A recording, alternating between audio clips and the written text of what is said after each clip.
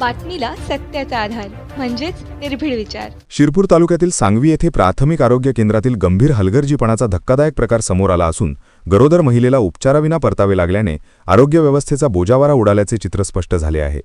या घटनेमुळे ग्रामस्थांमध्ये तीव्र संताप व्यक्त होत असून संबंधित अधिकाऱ्यांच्या निष्काळजीपणावर प्रश्नचिन्ह उपस्थित केले जात आहे।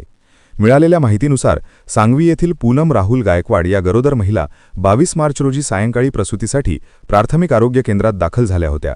मात्र त्यावेळी केंद्र बंद अवस्थेत होते आणि कोणताही वैद्यकीय अधिकारी उपस्थित नव्हता। फक्त एक सिस्टर नर्स तेथे असल्याचे दिसून आले। महिलेसोबत आलेल्या नातेवाईकांनी वारंवार विनंती करूनही समाधानकारक प्रतिसाद मिळाला नाही। परिणामी गंभीर अवस्थेत असलेल्या महिलेला उपचाराविना परत नेण्याची वेळ कुटुंबियांवर आली। या घटनेमुळे गावातील नागरिकांनी संताप व्यक्त करत तातडीने मदतीसाठी पुढाकार घेतला। गावातील भटू कोकणी यांनी 108 रुग्णवाहिकेशी संपर्क साधून महिलेला हलवण्याची व्यवस्था केली। मात्र धक्कादायक बाब म्हणजे आरोग्य केंद्रात रुग्णवाहिका उपलब्ध असूनही डिझेल नाही असे कारण देत सेवा नाकारण्यात आल्याचा आरोप ग्रामस्थांनी केला आहे। इतकेच नव्हे तर नातेवाईकांकडूनच डिझेल भरण्यास सांगितले जात असल्याची माहितीही समोर आली आहे।